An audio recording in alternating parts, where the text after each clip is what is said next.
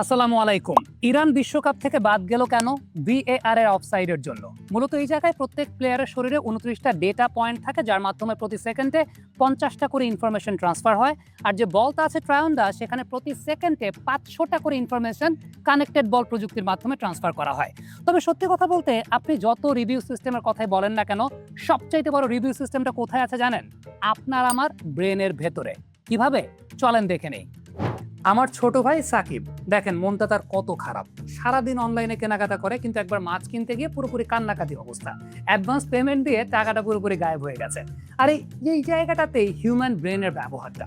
নাহিদ ভাইয়ের ছবি দেখে সে অ্যাডভান্স পেমেন্ট দিয়েছে, কিন্তু নাহিদ ভাই বারবার এই কথাটা বলেছেন, মাছ কেনার ক্ষেত্রে আগে মাছ আপনার কাছে যাবে, আপনি মাছ দেখবেন, তারপরে পেমেন্ট। এই জায়গাটাই না আমরা সবসময় ব্রেনটাকে ব্যবহার করতে পারি না।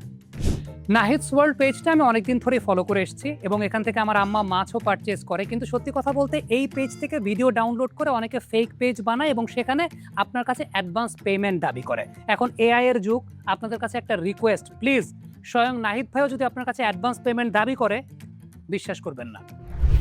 আর আপনাদেরকে একটা ব্যাপার আরও একবার মনে করিয়ে দিই, নাহিদস ওয়ার্ল্ড কখনোই আপনার কাছ থেকে কোনো অ্যাডভান্স পেমেন্ট নেবে না। আপনার বাসায় মাছ আসবে, আপনি দেখবেন, ধরবেন, তারপর আপনি রাইডারকে টাকা দেবেন। আর ভাই আরেকটা কথা বলি, আপনার যে আসল রিভিউ সিস্টেমটা আছে না, আপনার এই ব্রেন, এটাকে প্লিজ ব্যবহার করেন।